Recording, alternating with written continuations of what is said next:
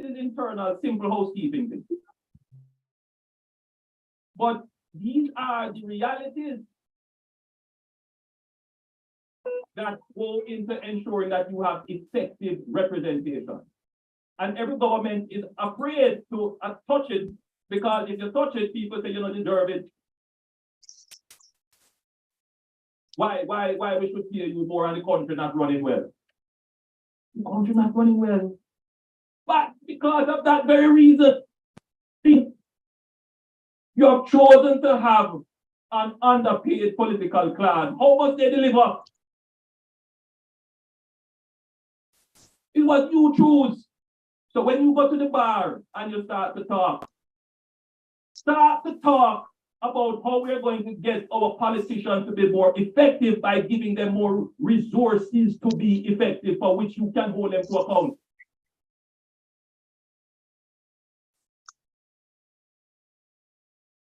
It is not going to happen by chance that they're going to be held account. I have to hold them to account. Youth and distinguished guests, guardians, ladies and gentlemen, good morning. I, Steve Graham, Council nominee on the Old Primary Board of Management, I represent Mr. Ramon Fisher, who is unavailable, absent. I applied for this opportunity to greet you today at the 2023 graduation at this School of Excellence. Graduation is a milestone of all levels. For the reason I feel truly honored to be here at all wonderful occasion, annual graduation ceremony at the Old Harbour Primary School Institute of Excellence. It is great joy I am here today to assure you all graduates that I know you face a rough start throughout your preparation, your primary school year, especially during the pandemic, and with all the preparation for TEP. But I have no doubt the series of care events you encounter endure during the period has only made you stronger and more resilient for the road ahead. Online learning may have robbed you of many opportunities you would have had socialized, build relationships, and rapport with the teachers of your peers. However, that did not stop you from being amazing student, putting in the necessary efforts, studying, putting your best foot forward, and making the best of an awkward situation while at it.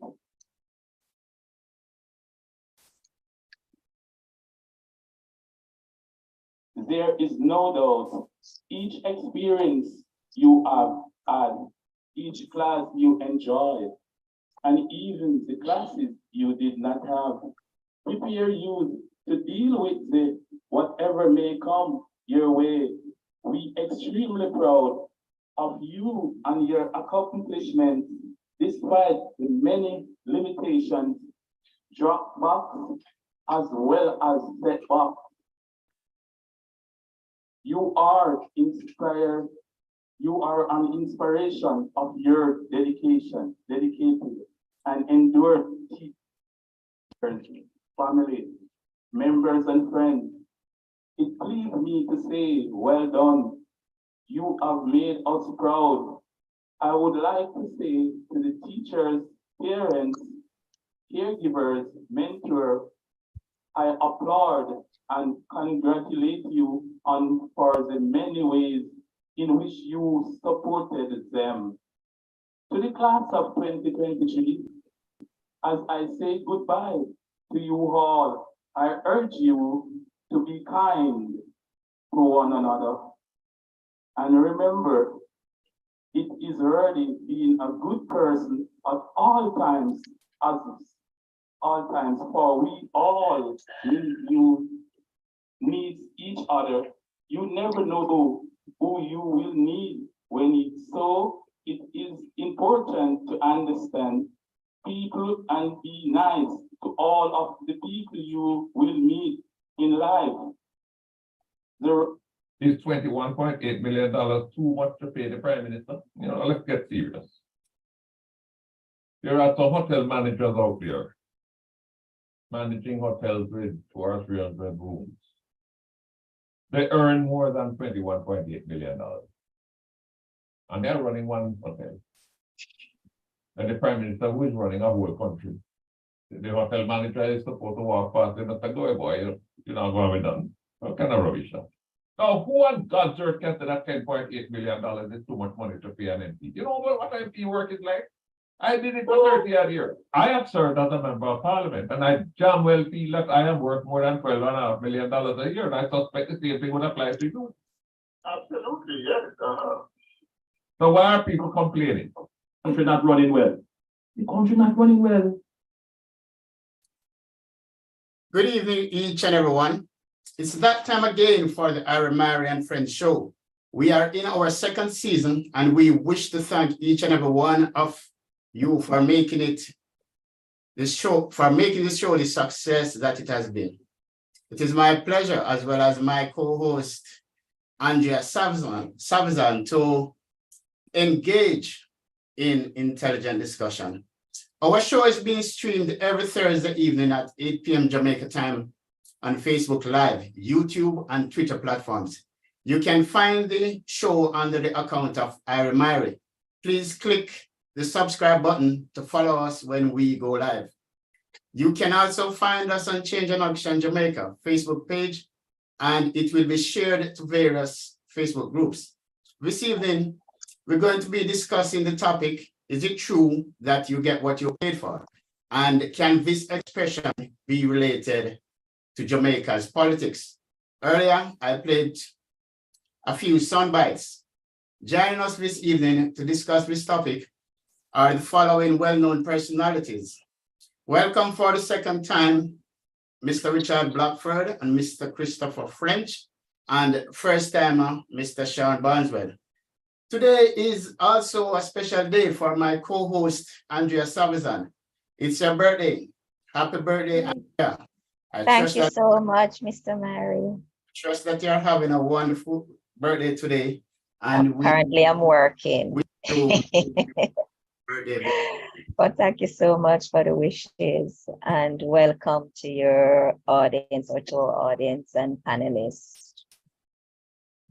Glad to have them. So now it's my turn to introduce Mr. Myrie. Hello. Just wait a minute. Okay, great. So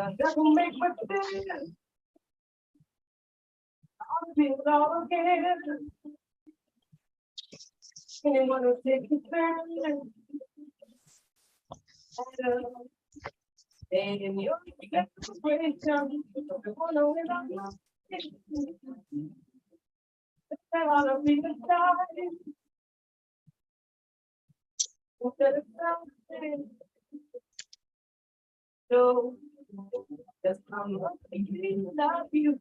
And I'll tell you what it'll be. What to do perfectly. And we have a world party on the day you can see.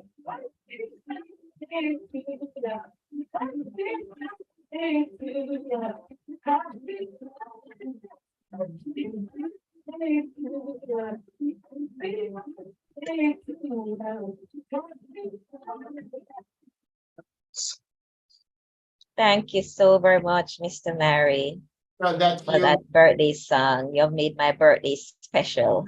Thank you so very much. You're very welcome. And it is my pleasure that you introduce the other members at the table. Okay, thank you very much. Good evening again to our listener, and good evening to our esteemed panelists. We have three gentlemen on panel with us this evening to discuss our moot topic as to whether or not we get what we paid for. This moot in line with what has been happening within our political space. I'll start off by introducing Mr. Christopher French. Mr. Christopher French was born on September 6, 1977, in the parish of Manchester. He was fostered by a couple in Spalding's, Clarendon, where he attended both Spalding's primary and secondary school. Upon leaving Spalding Secondary School, Mr. French did 2 years of electrical installation as his vocational subject. He worked in the field and was later certified as an electrician. After spending 18 of his years in Santa Hill in the parish, he left for St. Anne, where he got a job with the Bauxite Company, formerly Kaiser Bauxite Company, as a bauxite expropriation drill rig officer. While working with the company, he was asked to represent his co-workers as their union delegate in the University and Allied Workers Union. This representation continued for 5 years until 2010, when the Bauxite Company outsourced its mining operations, which rendered positions redundant. Mr. French was endorsed into representational politics by his comrade and Senator Lambert Brown, who's president of the UAW, and then Region 1 Chairman, Comrade Lisa Hanna. Comrade French quickly applied himself to representing the people through various activities, specifically outreaching, recruitment, and enumeration. Comrade French was elected divisional chairman for the Alexandra division in June of 2011, and soon after he was elected the constituency vice chairman in charge of enumeration and electoral matters, and was selected as a constituency political liaison officer.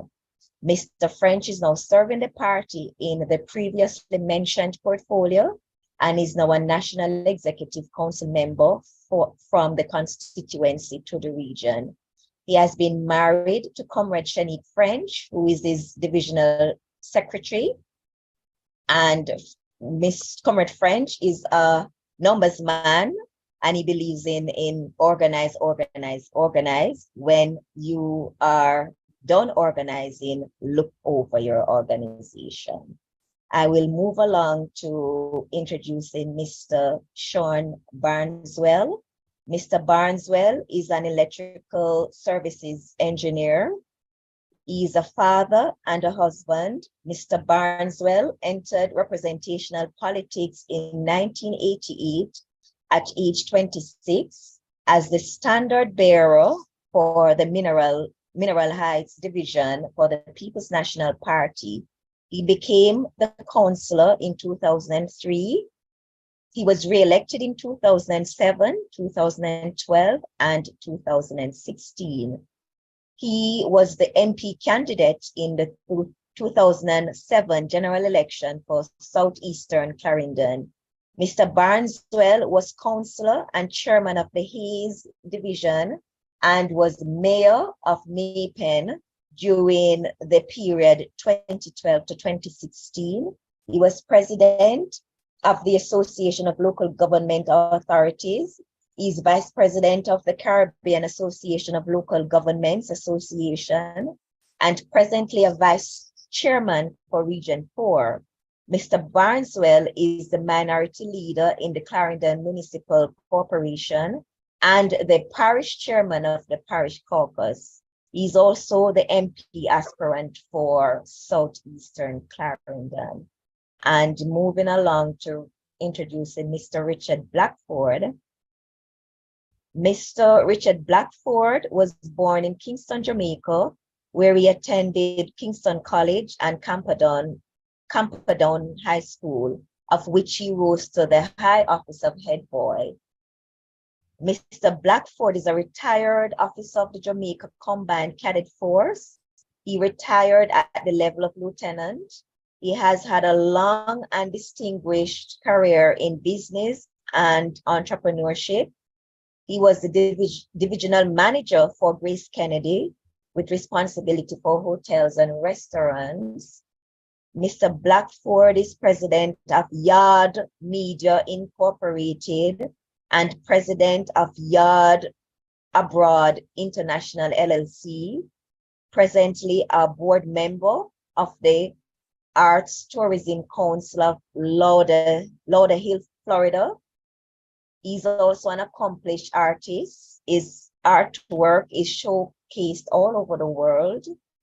Mr. Blackford is very passionate about music. He's the producer and host of highly proclaimed music discussion show, a highly proclaimed music discussion show called Sunday School.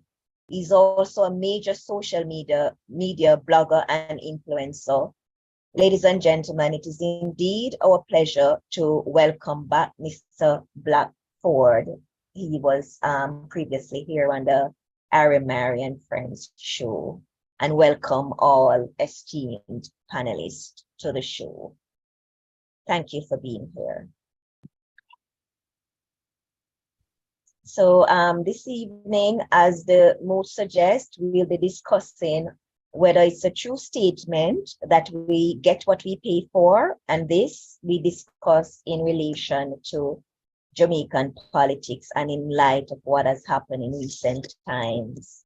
With Mr. Myrie would have played some clippage and some videos, and we have heard the utterances made.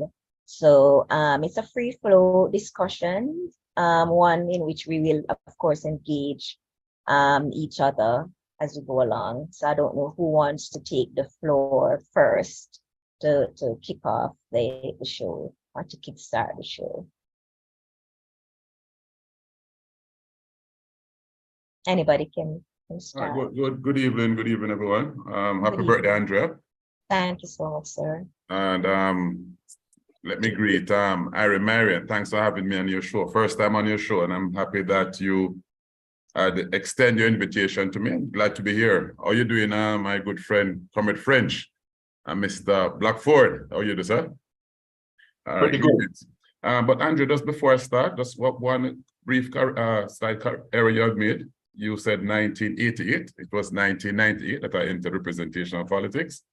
Okay, sir. Thanks for Right, that. so I just want to correct that. And I know you said Sean, but it's really Sian, but that's all right. Yeah. I get used to that by now, but that's okay. Okay. But the question asks, or the mood rather, that it is true that you get what you pay for, especially in Jamaican politics, so to speak. And I would say that in politics it's different. It is more about service than really employment. I may wonder, where am I going with that? You may be wondering, where am I going with that? But when you look at the role of a politician, it comes in multiple factors. All right, it's difficult to assess. All right, because we perform a wide range and it's very difficult to measure. So if one would say what you pay for is what you get, it's not necessarily so. But let me look at the present situation. I heard Irie Myrie played a clip of the Prime Minister making reference to the salary increase. And he said that this new salary increase is to attract the bright minds to the politics. Now, if in politics, if you are motivated by high salary, as soon as that motivation factor gone, what will happen? Will the residents getting quality representation? So I'm saying that to be a politician is more about giving service than really trying to earn a high salary. If one is motivated by a high salary, that will also lead to other questionable issues such as one of which is you refer to, there's a word I'm looking for, that the Integrity Commission would use, enrich oneself illegally, right, and certain you know? nefarious activities. Right. So, you know, I'm not really for higher salary for politicians to perform. And if you use performance based upon the job description, which the Prime Minister again made mention of, how will you measure these politicians? How would you measure us? And how What's would the you KPIs? use, how would you use the SMART criteria to measure politicians, you know? Because you don't really get the resources to do the kind of work that you need to get done. And how will it be measured? So I would just start off with my whole introduction in that. I think my colleague panelists will be able to maybe join in. Mr. Richard? No, man, me want close in, so me want to hear the next politician. Okay, come in, Mr. French. Yeah. Good night, everyone. Good night, Sir Myrie and Miss Andrea. Good night, Mr. French. I just remembered the other day when I was in a graduation and they were singing the national anthem. When they reached to the chorus part, I almost put up my hand, like I sing the trumpet. And so the same thing I was gonna say, comrades, but I want to be guided, and I'm still proud to say, comrades Sian and comrades all, blessings and greetings. Yeah. I hope I'm not getting in trouble to say comrade, but it's something I'm proud to say. Yeah. Right. So let me just put in a bit of correction in introduction. I left the bauxite in 2010 in April and then was elected chairman for the division in June of the same year. Yes, not 2011. 2011 would have, yeah, 2011 would have been when we were preparing for, yeah. So it's probably my bad. Yeah, but thanks for having me, and good evening to your viewers. Yes, and it was my pleasure to say yes. Getting to the meat of the matter, you get what you pay for. From my experience in politics, and I'm always happy to say that I also did a little bit of politics outside of Jamaica. In Canada, I spent 4 years in Alberta, Calgary, Alberta, and for some reason, I love the conservatives down in Alberta. Everybody's going to raise their eyes, but I love the conservatives down in Alberta, and so I got to understand a little bit about what is it, how they operate. So I come back to Jamaica, being in politics, leaving in 2013, come back to Jamaica in 2017. And it kind of asking me the question, when I say pay, what do I mean? So pay being the operative word. Pay can mean your time, sacrifice, I mean, all those things. So I don't want to stick it to a dollar value.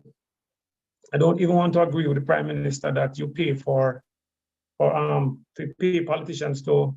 We have been operating in Jamaica since inception of universal adult suffrage under a certain pay, and it has never decided how we present people. I can remember one of our mayor, but a mayor down in Sentence Bay. I don't remember if Comrade Brown told me, the minority leader told me that he was not able to read. He was a mayor. And of course, he would have been selected to be mayor. I'm not sure if it was a comrade or the other side, but he had been elected by his or our side to be mayor because he had qualities, right? So in that regard, I would say he paid his price, he paid the footing, not true, yeah. So pay is kind of the operative word that I would take out of it. So if you want to say, if I take it out and take out the dollar value out of it, I would say, yes, you actually get what you pay for. And taking out the dollar value out of it now, taking the $10,000 that canvas I would charge or an indoor agent or something they would charge. In politics, outside of politics, it is usually so, you get what you pay for. If I go to the store to buy something and I say, I only have $10 and I probably take up a nice pair of shoes, and the shoes is for $25, and I say, I only have $10. He might put down that pair of shoes and take up another pair of shoes and give me, which is the same thing, but probably he might be nice to a long time. So I get what I pay for. I get the same shoes, but probably in a Jamaican term, I say dry rotten, and he knows say dry rotten, so you eat.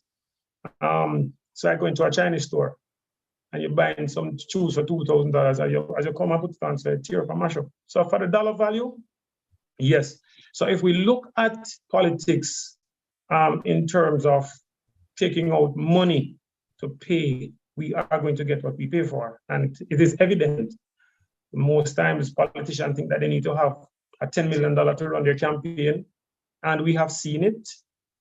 We are in the People's National Party, where candidates come and they weren't feeling for money, but they lost. Yes. And I remember it as clear as day. And I know that our last candidate, you wouldn't say was feeling at that time, saying that he has it, but he was able to afford, and the result wasn't in his favor. So like everybody else. So take it out of politics now, take it out of the dollar value. In Jamaica's politics, I think that we really get what we pay for because of the time that we spend on the ground, what is required of us. And sometimes what we are looking for is not what we really get. And then we look back down in the crystal ball and say, oh, we did not really do what we were supposed to do. And then so we come in with the postmortem of it. Say, oh, what could I have done better? If we had won, we wouldn't get to look in the postmortem part of it. We never usually look on the we never usually do a postmortem when we win. But it's always very important to do that. So we should put in more effort, and now we talk about criteria or whatever you're going to use as pay. Right. So that's me for now. Okay. Moving on to hear Mr. Blackboard's opening comment. Andrew, first of all, let me express my own sentiments. Happy birthday.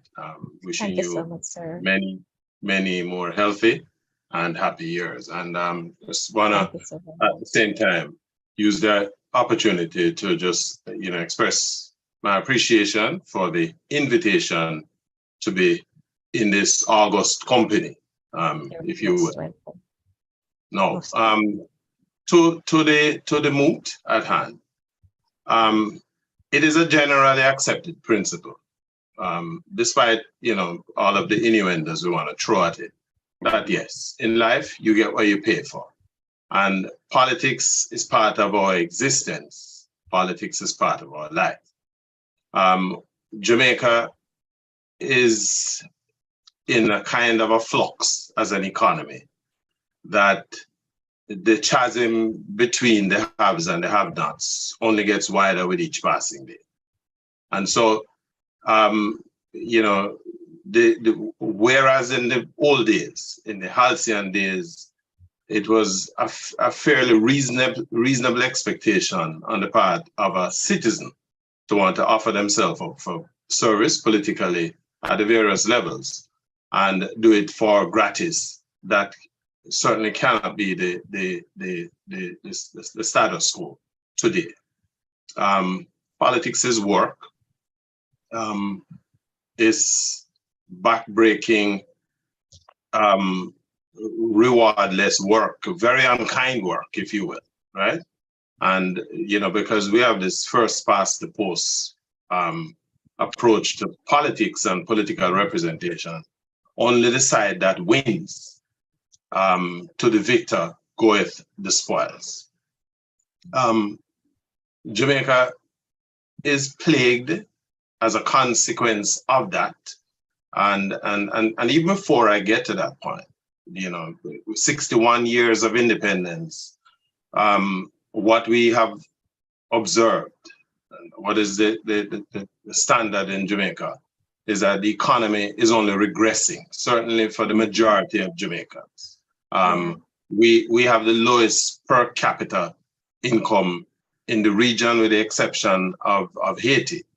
And when compared with the other economies, Barbados, Trinidad, the Bahamas have a $29,000 US per capita income relative to Jamaica, which is under $5,000.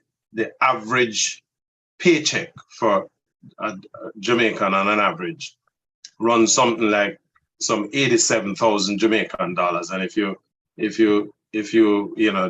disaggregate that in United States dollar terms, you realize the average Jamaican earn less than, what is it, less than $800 US a month, right? And so what that does is that it puts a lot of pressure on the population, and we have to keep in mind that Jamaica is a consumer-driven society, and the only way you can grow an economy in a consumer-driven sphere is by paying people the full value for the effort that I'm taking. My personal view is that politics is the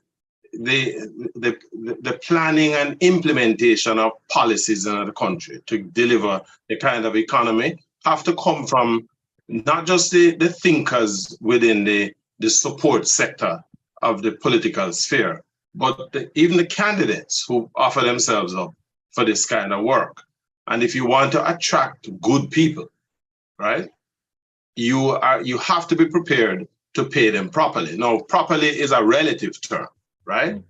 And that relative terminology is based on the economy and how that compares with other similar economies within the region. Our reality in Jamaica is that our politics and the way we practice politics in Jamaica, it has not benefited the country to the degree that it ought to, right? And so what we have found over the years, and certainly, I run from politics generally because, a deputy general secretary of the People's National Party once said to me years ago, more than 2 decades ago, that he was a tribalist, and that the way how politics in Jamaica work is that it is tribal. You are either your PNP or JLP and nothing else. And so even if the program is deleterious to the country as a whole, if that is the direction that the party goes, the expectation is that as a member of the organization, you are going to basically coalesce around the idea. And that is wrong, right? And so it is that kind of culture, that kind of thinking in my mind, that has bred the culture that we now find ourselves in Jamaica. Jamaica ranks as one of the most corrupt countries in the world. And a large part of the epicenter of that corruption is our political process, right? Mm-hmm. We're watching right now where the Integrity Commission, the current administration has established this Integrity Commission to be the watchdog for people like you and I who are outside of the political sphere. And yet they're the ones who are trying to shut them down because the people are now doing the job. There are 6 members of parliament that are technically should be arrested based on the findings of the Integrity Commission. And, but the system is so corrupt that that will probably never happen. And so, what we end up seeing is politicians, people come to politics, not for service, as the first speaker enunciated. They come there to feather the nest under the guise that they are doing this work for the people that they are representing. Yet, if you measure the politicians' output from the time they come into the thing, and how that has benefited their constituents, what you're getting is a depreciating return. And so that kind of thinking says, we're going in the wrong direction. Again, the Prime Minister make the argument about paying people properly, and in principle is a reasonable argument, except that is a bullcrap argument at the same time, because the way how our politics is structured, politics in Jamaica is like a lodge. You get in, you ain't coming back out, because you get in there for not for service, as maybe some and some members of the panel here seem to be sold on this concept of service, but in principle, that's not what operates in Jamaica. Politicians go in there to enrich themselves and the people who are within their circles who help them to get into that sphere. Now, if we are going to talk about paying politicians more, I believe that you must pay people properly. But again, I'm saying properly is relative. And at the same time, if we're going to be talking about providing, job descriptions and expectations from things, you have to change the structure of the politics. You shouldn't have politicians who go into politics and them in there until them dead, or them because of illness and what you call it, Alzheimer's and so on, that it literally kick them out of the system. You go into politics for a period of time, and you have term limits where once you reach that term, you are out. You can't come back in, right? And that way we can talk about attracting talent. But as long as the current model that we are operating with remains intact, everything that the Prime Minister and all of the fancy talk that we express, redundant, rubbish. yeah, Rubbish. rubbish. But if I may just pick up, is Blackford, right? That's the name, right? Yeah, man. You made mention about the different watchdog or the agencies which supposed to be watching how elected representative, more so the government spend taxpayers' money, and the way in which the Integrity Commission is being bullied by the government, and certain reports are being withheld from the people, it would leave doubt in people's mind, and people will keep saying that politics or politicians are corrupt because of this very same action recently. But I believe that there is enough laws within, or should I say agencies within. You have the MOCA, you have the Integrity Commission, you have the PAAC, which is the Public Accounts and Appropriation Committee. You have the Auditor General. So you have different arms within that's supposed to be able to capture when there is any illicit activity taking place within an agency or ministry. But it's how do we deal with it? How do we bring these entities or the individual to book? And what I'm seeing happening is that because of the numbers, when you compare the numbers of the current government administration to that of the opposition, they tend to use their numbers to circumvent these watchdogs from bringing forth the very same matter that you raised. So the level of transparency is an issue, and it's something which has been plaguing this, well, not only this administration, but I mean politics in Jamaica across successive government. But how do we correct him? What do we need to do? And I think what needs to be done enforce the laws. That's the first thing. I agree with you 100%. You and I is almost as if you're sitting on my shoulder and I think I certainly agree.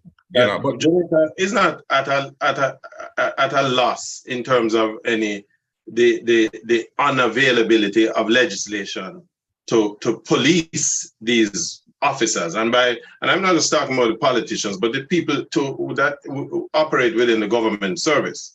There are enough regulations there to identify and think.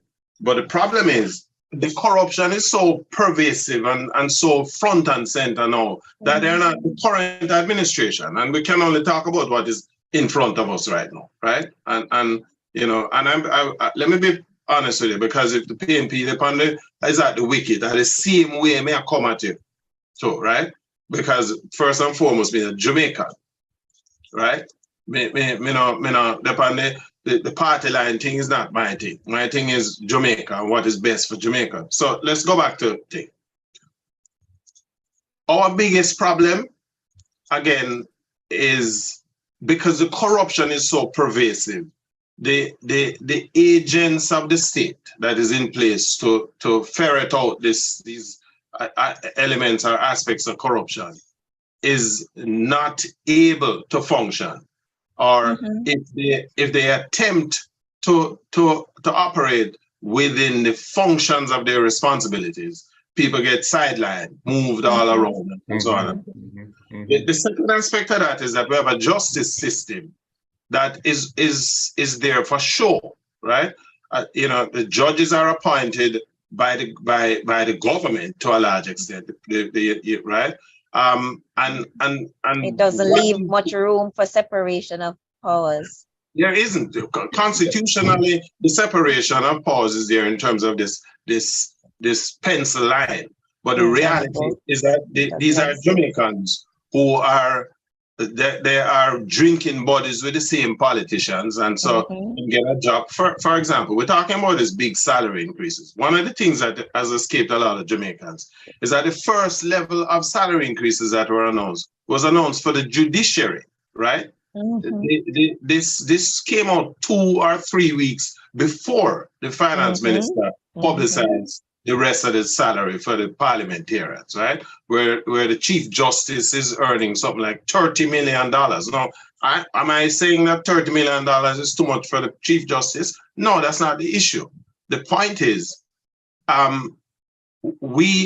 because these people are beneficiaries of the system, when one of their friends or fellow politician is being fingered for unlawful activity or questionable activity, what they do is that they suppress the information, right? Or the person who is in charge of this case gets transferred somewhere else, or the file goes missing. And I could go on and on and on and on and on, because that is what tells you this is a step ladder of the corruption in the process, right? And so if you don't fix that, you cannot fix anything. You need an investigative framework. You need a justice system that acts pretty quickly. You can't have, for example, the director of public prosecutions coming out and publicly castigating the Integrity Commission for doing their job, right? And neither can you have an Integrity Commission that is putting out these reports and they just go nowhere. You have an Attorney General that is on record as saying, and this is an Attorney General that is talking about taking away people's rights, right? And so this person who believes in abrogating the rights of the citizens is the one who is, a lot of these cases have to come to first, right? Or if it reaches the courts and it comes in front of her, this is somebody who don't believe in the process, right? And so therein lies the problem in Jamaica, that the system. I hear you. Systematic. I hear you. It's a systematic issue. But I don't really want us to just belabor the point about the whole the corruption itself. We want to broaden it. Let us look at even the rights of citizens. Let us look on the rights of the security guards. The courts now said that these people are now permanent employees, and they should have been now paid a salary to match same. And to date, they are still not know where they are. So well, and let me speak to that, because it's far-fetched, I don't want to just narrow it down to the ills of the government and the system. It's a good starting point. It's a lot of things that also drives us to this direction. And I make reference to the protection, the rights of citizens. The security guard is one entity. Those who were arrested in the state of emergency and held without reasonable time and lost their job as a result of same. And you make reference to persons who were transferred. And one of them is I think it's the permanent secretary, Minister of Education. And they created some position and put him back because they can't fire him. The court asks that he should be reinstated. So these are some of the things. And all of this comes from what it's called arrogance. And breach of not going according to the laws that govern the country. Exactly. Or what the Constitution states, the rights of the citizen, the charters of rights. So it is really a broad thing, and if we don't really hold the government accountable to these things, then it will just continue to become a dictator state. So you're correct. Our eyes, yes. The dictatorial approach that is characterizing how Jamaica functions today, it's not that it's just happening. It's been there forever, right? It's just that this is an administration that has recognized that there is a sort of a weakening of the. Let me step back. I grew up in Jamaica in the 1970s and that was a period when Jamaica was literally the standard bearer for what we would call consciousness throughout the Anglophile Caribbean, right? I went to Trinidad in 1973, and granted, we were trying to borrow money from Trinidad at the time, but you know, and the Trinidadians, you know, take it and joke us with it. Thing. But the bottom line is they respected Jamaicans for their stridency, our political and social awareness. That was 1973.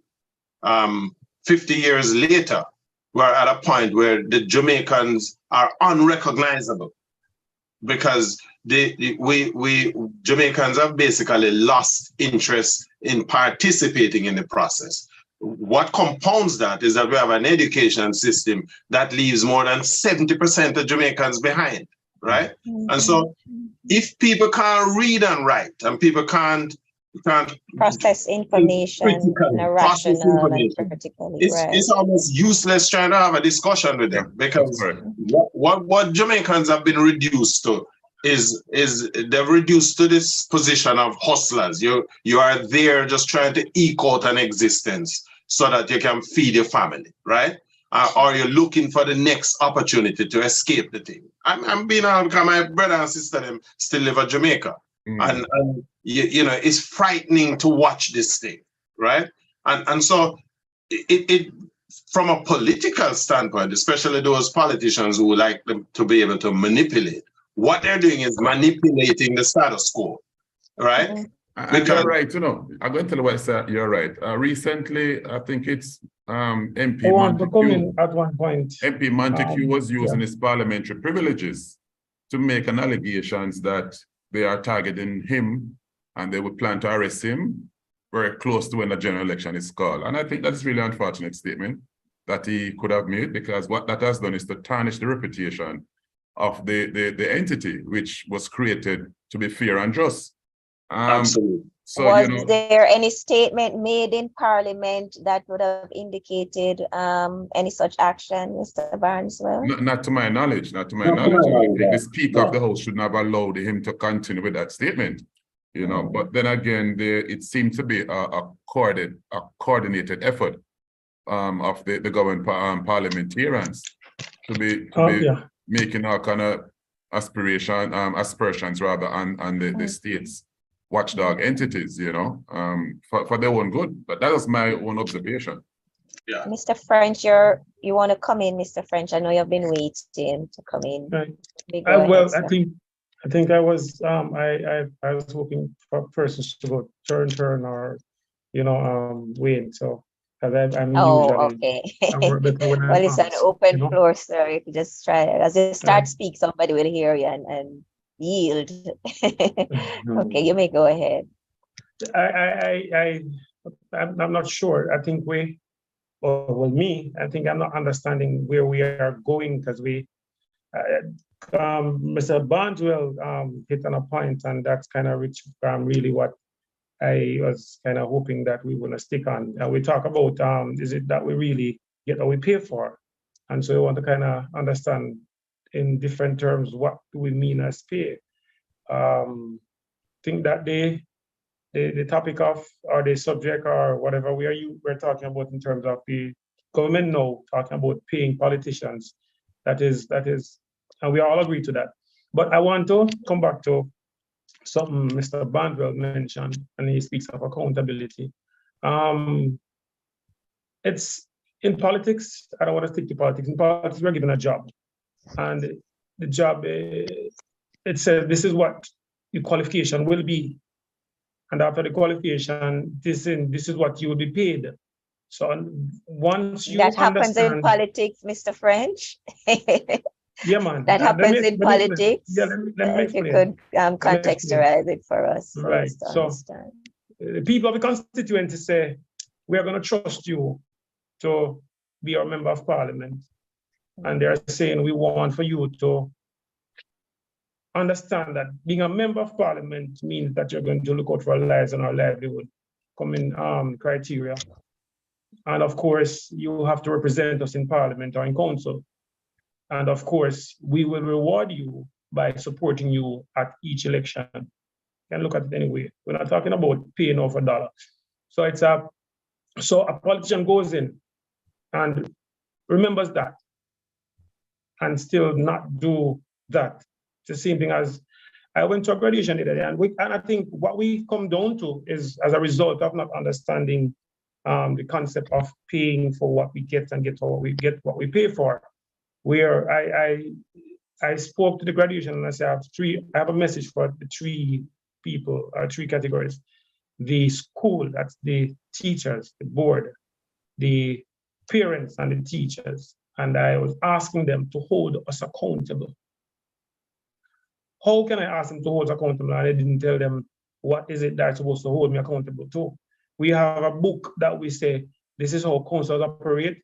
Mr. Barnes, well as a mayor, a former mayor and councillor, we have a handbook that we operate by.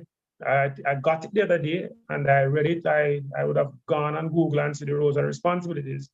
Now, people rewrite it. The constituency, I remember one time, one member of parliament, neighboring member of parliament, was bombarded, and she wrote on her timeline that, listen to me, as a member of parliament, this is my responsibility, and as a council, that is his responsibility. But, and it helped me to understand that it's a part of the same concept. So, am I willing to give because am I willing to give back? And so it comes with the accountability part of it. And so we are here today talking about MOCA not doing this, Indicom not doing this, PACC not doing this, PAAC, Interim Commission not doing this, because we have not really said to them, hold us accountable.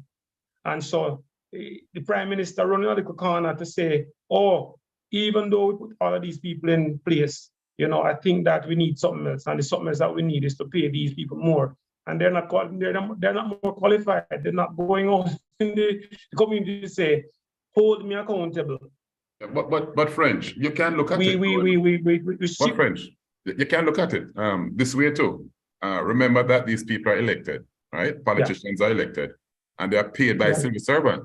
So you can look at it. Are you getting value for money? Are you paying for what you are getting? So you can look at it both ways. So you. Mr. Barnes, can we discuss it in line? What metrics we're talking about accountability and transparency? What are we measuring? What we're getting against? What are the metrics that we want to use to determine if we are getting what we need? The most recent one, the Prime Minister talked about the job description. Right. The job description by itself cannot be. No, well, I'm just saying. Well, I think what we're looking at is the measurabilities, our measures in terms of the laws that have been implemented.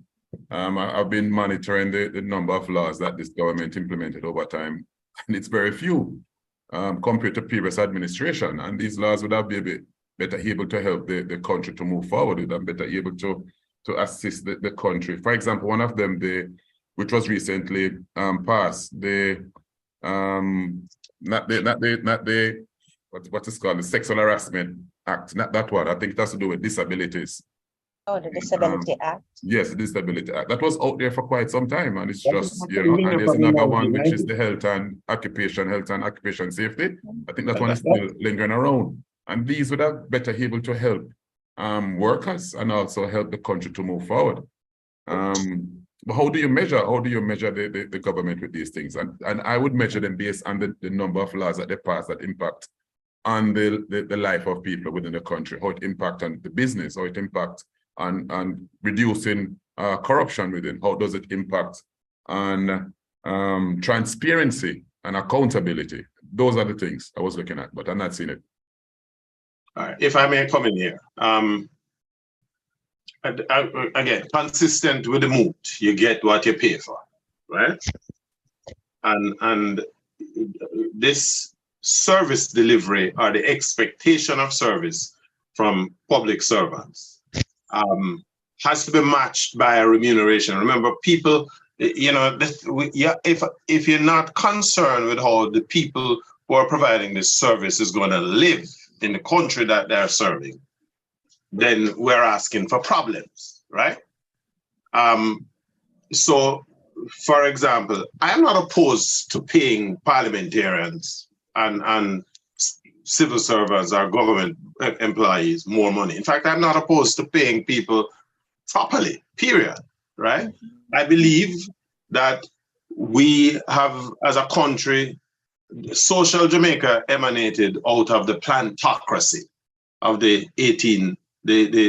sugar estate thing that ended in 1838, right? And essentially our approach to rewarding effort, labor, has remained embedded to the plantation system. So you pay people peppercorn money and you count the reserves as a profit. And businesses does the same thing, right? We're a consumer economy. So, and the only way that economy can be driven is if people have disposable income. So me want to get that out of the way, because me not believe in this thing that people go and give service and then you pick them can't go to school tomorrow morning, right? Me not believe also that because you pay so small, when a contract run off, instead of you spend the money and do the work that the contract entail, you peel off some by your friend who will run back some of it by you. Because that's what's going on in Jamaica, right? And Jamaica's problem is not murder and crime and violence. Jamaica's biggest problem is corruption, right? Corruption, I totally agree. This what you call the term scion or scion of corruption is the criminality that now permeates the society. But it is bred from the corruption. So unless we understand the concept of value, and that value relates to people's efforts, right? You can't get a councillor a division for run, and road must fix, and you know the garbage must collect and all of that. But the council I work with not have no budget, right? Or them underfunded, right? It's more underfunded. It's more underfunded. They have budget, but it's more underfunded. Because that money come from central government. So you the private corporation from the central government end. And then the councillors look like them not do nothing. And because them underpaid too. And I'm not going to pretend, you know, because we know so enough of the man them I eat out of the pot. Right? And that is because I can't speak on behalf of that, but anyway. Well, listen, I'm giving you my input, right? Yeah, man. Fair enough. And so these are what we're talking about is that these are the real problems. You know, dance and singing, they deal with the real problems. The reality of what happens, yeah. And so what we have to get to this thing where we appreciate that. So an MP get must say what $30 million for running constituency. $30 million, a chop on money that in a bread, you know, $20,000 US. That can't do nothing, right? But to the average Jamaican who is undereducated, 20 million or 30 million sound like a piss pot load of money, excuse me English, right? And so when they pay $30 million, them expect that them have everything, glass house and thing over bill. Our reality is that because of corruption and the leakages that comes through that, all of these elements of governance is underfunded, right? And because it's underfunded, you can't attract people who can really make good contribution. Because them now come work for gratis. Nobody can go to the bank and write gratis pan a lodgement slip. Or when your mortgage due, you talk about service. You have to pay the bill. But leads me to ask though, Mr. Blackford, why is it that politics attracts so many other, on the other hand, very qualified persons, lawyers, doctors, successful entrepreneurs, business owners?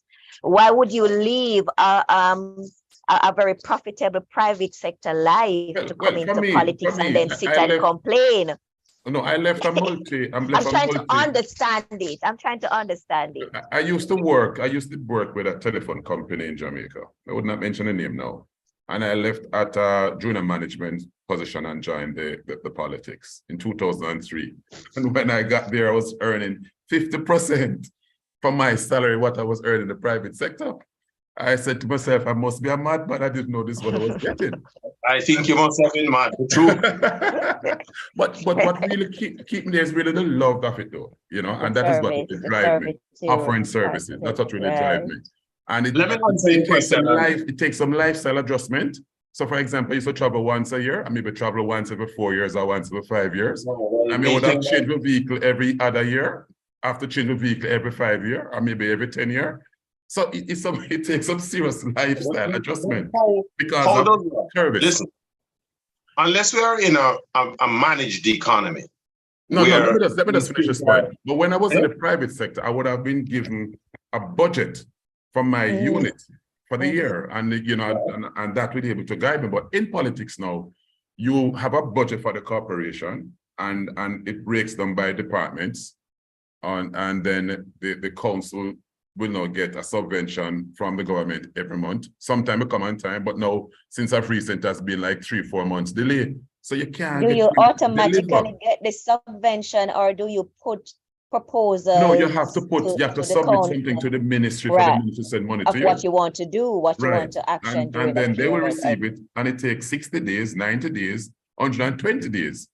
So you can't get to really do what needs to be done. And then you come under the microscope by the citizen that, hey, here's it that I vote for you. My road want fixed, my streets want to clean, and you can't deliver. You can't do it. So you are really giving basket to carry water. So that needs to change.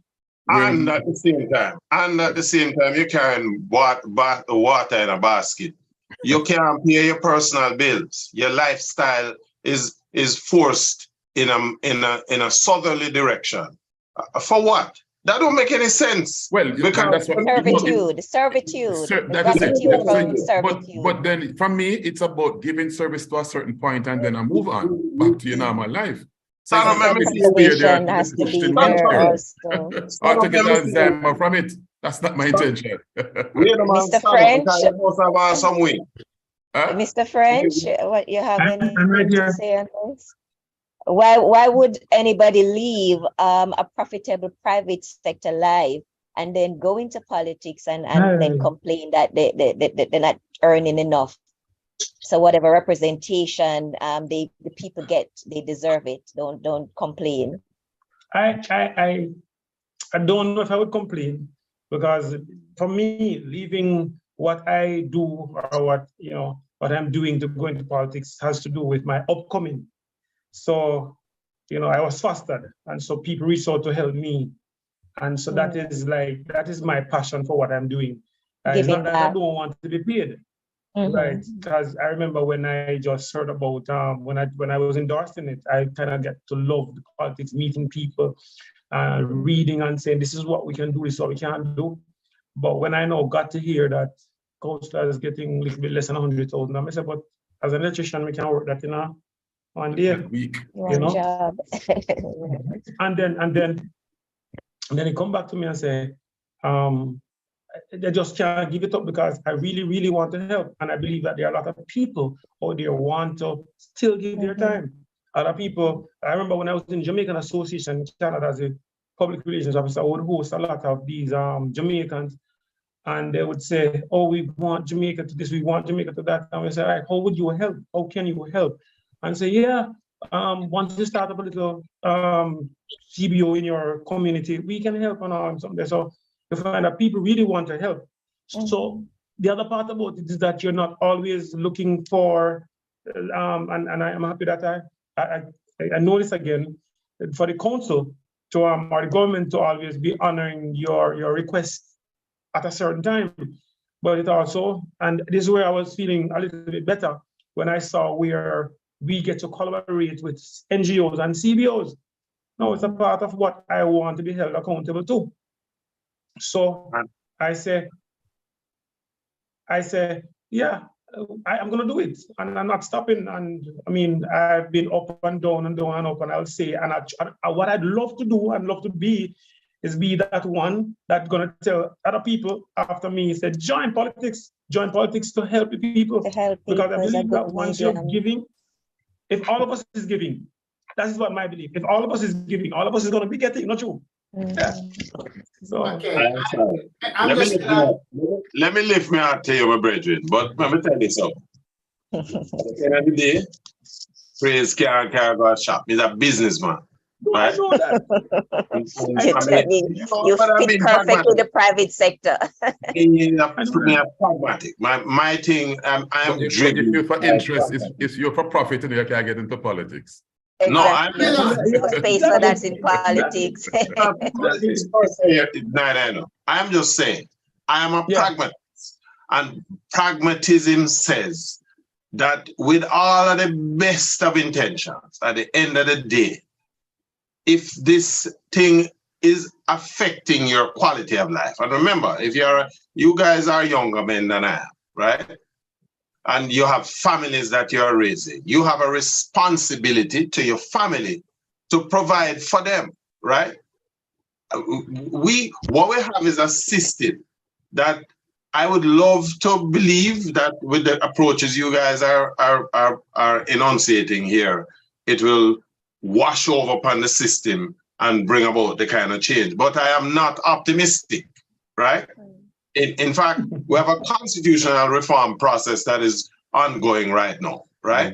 If you look at the whole electoral process, we have 1.9 million Jamaicans on the voters list the last time I checked, right? And of that 1.9 million, only about 38% of the people on that list actually participate in a general election, right? So a good 62% of Jamaicans are disinterested in the process, right? Political apathy. And that is now ingrained in Jamaica. Because and a large part of that is fed by the fact that in the days of the 70s, when we had this ideological divide, you could make an argument based on an ideology, right? One that promised much for the masses as opposed to thing. Today, the two sides are basically converged, yeah. There's a convergence. The ideologies have converged. There's no ideology anymore, per no se. separation. Right, Yeah, and so it becomes more personality. And what we have is this personality worship that is not based on any performance, right? And so people basically look on and say, you know, something, I try to find a little space so I can put my foot so that my picnic them can walk in the footprint when I'm going to leave. And the politics thing, you know, unless something fundamental happens, you're not going to change it. No, I don't think that the people, the JMPs, though, identical. I don't think so. Yes, no, some conversion. Very close. Mr. Barneswell. Back Yes, in Michael Manley days, you could have seen the very distinct ideology of the capitalism against the socialism. It was Today, clear then. we are not seeing it. We are seeing everything, the two ideology kind of meeting right in. Is it not? Is it that the JMPs adopting the PNP's ideology? That's exactly what I don't know who, I'm not here disputing who is adopting what, I'm just saying that there's no separation anymore. I have never seen the JP being giving out social programs so much that they're not doing. And that's what they're not doing. You agree that there's some conversion going place. Andrew Holness said it, you know. He said that he is here, he is doing what the forefathers, you know, and he talks about Damon Manley and well, he did mention adopting Michael Manley's policies. But I just want to ask anyway, you know, could we put it the other way around? You know, is the politician, are we getting what we are paid for? There are a lot of MPs and councillors who may spend a lot of money to get into parliament. Is it a situation where these persons want back their money? You know? So you can't get back. What you have spent, there's no way you can earn it back. I was saying to a group last Sunday that in 98, I get into representation, 98, and I sell a Honda Civic. I think it was a 89 Honda Civic for about $320,000. And I was there doing the math. So I do the money and I start to add up. I want to start to add up, I reach 100 and I reach 200. I stop. Because I'll literally give away that money. I'll give away the money to medication. I'll give away the money to buy food or to back to school, whatever it is that people come to me at that time. So when you come at that stage, not understanding, not having a mentor, somebody to guide you, you will give away your hard-earned money that you have saved out of love to help people. So there's no way you can really earn all of that. So you tell yourself that this is my contribution to nation building, whatever it is that you give away. And I disagree with that. Well, that is for me. That is for me.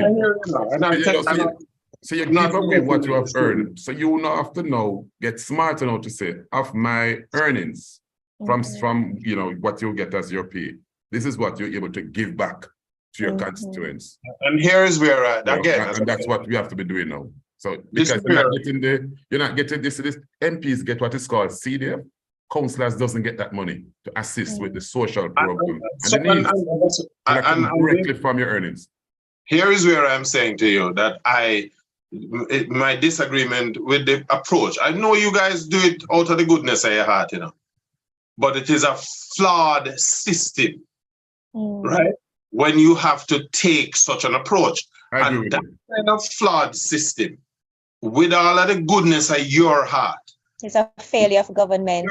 It's a failure of the system. And what it does is that it opens the door for people who have a less intent than yours to take advantage of and murder the system to their benefit, right?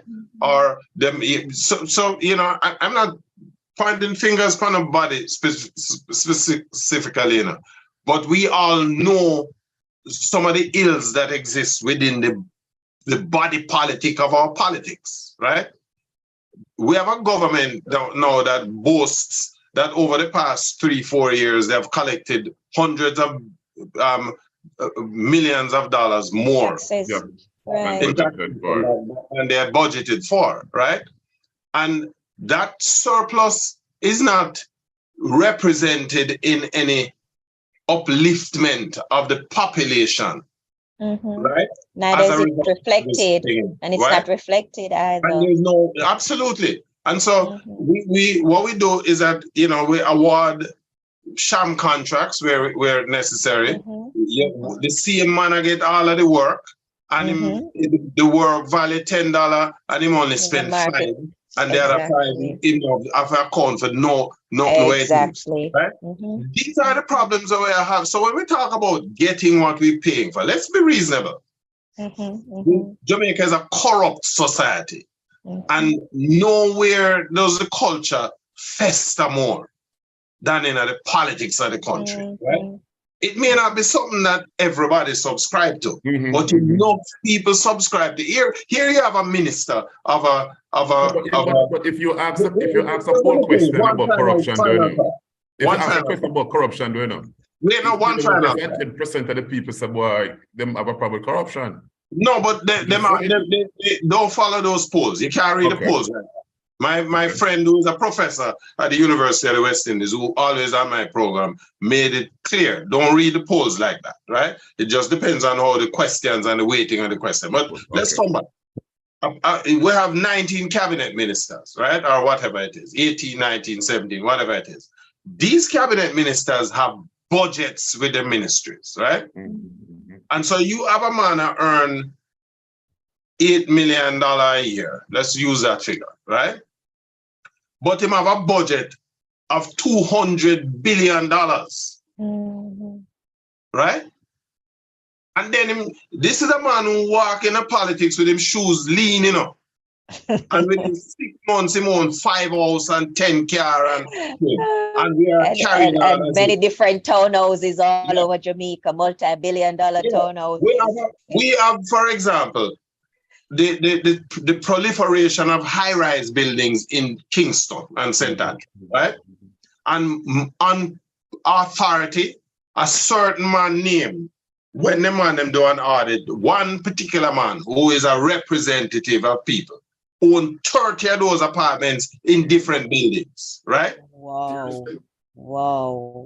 And if you declare assets every year, how them manage not that to before the salary increased income, this man is earning less than $3 million a year, and him don't have no dead left money.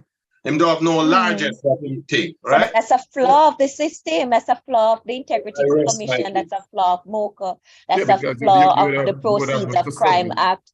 That's just a flaw of the Yeah, system. yeah. Are these systems in place just for some people and they turn a blind eye to others? Do Good they question. apply the authority and their mandate arbitrarily and selectively? It's just Selective crazy. application.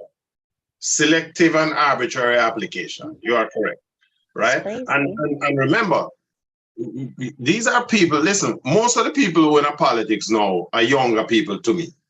But in my time, my colleagues who I went to University of the West Indies and UCAST at the time with, and high school, we all come from the same stock, right? These guys are no brighter than I am, and them do and no big job. And all of a sudden, overnight, they are multimillionaires. And right? they can't explain.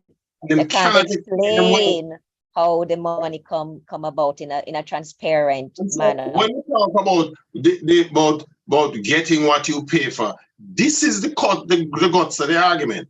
Are we saying let's go this route? Politician, whether you're a councillor, you can only do 2 term. This is the pay you're gonna get. When the 2 term done, you're done. You can't come back in a politics again for do nothing.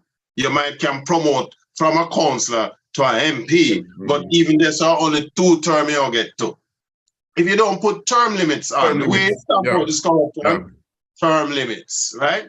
The way stamp out corruption is that you put teeth into the laws. The law on the books means nothing if there isn't an authority that when there's a transgression, they're going to knife you for it, right? Exactly. If all we do is talk, we are just seasoning this corruption and the din continues. And that's my And maybe that is why you get a low vote. That's why you get a low Absolutely. voter turnout in the general election. Because of You're maybe right. I was I just coming to that. Yes, Mr. Frank? Sir Blackwood mentioned, and I wrote it down before you even talk, 1.9 million people on the voters list, allowed less than 30%, or a little bit over 30% voted. I remember the other day when I was asked to, because I play music too, I was asked to play at a graduation. So I've been kind of sidestepping this particular school for some reason. And from time to time, I would tell the principal that I'm not feeling happy about this. And they called me to the meeting to ask me to play at the graduation because, only French can call. And I said to them, listen, you have to hold me accountable. I said, just like I'm holding you accountable, I want you to hold me accountable. And discussion was about we doing something together. And they're supposed to do their part, and I'm supposed to do my part. And then the thing come up and say, oh, we're not voting none at all. We're not voting none at all. Them decide. They're not voting. So it's a labor rights area. So them said not voting any at all. And I said, but right there, you're giving up everything. And I made it clear to them that, listen to me, when you don't vote and you make other people vote, the system that we have in Jamaica is not going to change no time soon. We are first past the post win, majority wins. And so you're going to say you're not going to vote because you think that I'm intelligent, you think that I'm able to present myself, you think that we can always sit down and talk because I'm a straightforward person, but you will not vote because you're disappointed with who? Not me. So we come back to accountability. So everybody talking about accountability, but nobody's willing to hold themselves accountable to say, you know what? All right, you talk, Sir Blackford, you mentioned about the different agencies that's supposed to be holding and teeth in the law and all that. I am thinking that the Constitution gives us the right as citizens to hold politicians accountable. But we depend on the laws that the politicians set up. And if you want to say they set it up for themselves, because when you're ready to hold them accountable, people file gone at file 13 and file gone at file 15 and who gone. So I think that it's supposed to come back to where we. Well, Mr. French, you heard Mr. Barneswell complain about the constitutional breaches and the oppression and suppression of people's rights. If the government can in parliament badding up an agency of government, can you imagine how powerless the average person feel? It's intimidation, Exactly. And I think Mr. No, Blackford mentioned of it, that if you speak, you get transferred. If you speak, you're put And into an era victimized where you have seriously, a company So with an totally index and no phone. blacklisted and taken out of society to some extent. but we can't, Yes. I'm just thinking that we can't leave it up to say, oh, because we're always going to be ending up with a government that is going to be winning and a government that is not accountable, because we are saying, oh, you know, if we talk the government, I am willing, Christopher French is willing to put in a group of people to say, if I say I'm going to do this, and I explain to you, because a partnership we talk about all the time, I talk about partnership every time. And once we're in partnership, there's an obligation on your Exactly. part. Where in that Obligation on my part. case, in unity of causes and purpose, if Jamaicans decide to come together and say enough is enough, No, we are a no, democratic you're talking. society, the No, people, you're talking. the power is with the people, enough No, is you're enough, talking. let's act. Well, we can see some The people results, said but that if they don't everybody want just to be keeps received. sitting The people down said that they don't want to and be received. The people withdrew them their services, the taxi operators withdrew their services, roadblocks, all them something there. The people always have the power. The people have the power, but are we to this using very that day. power? Are we using the power? Right. So That's where the problem lies. Mr. Blackford, Christopher French, and if you hear say I die, it's not because I thief anybody money or I threaten anybody. Because I don't think listen you do me, that. right. Yeah, I'm gonna say to them, listen me, hold me accountable. I am sitting down here in my little cubicle and say, listen me, sir, do not blame the system, because guess what? 32% vote. And I just want to make this analogy. I try my best to be very careful. 20%, 20 people in a country have the opportunity, right, to vote. And 13 people said I'm not voting on at all. They leave 7 people going to make a decision. I personally believe that for you to come to a point that you say you're not voting, it means that you have had a lot of reason.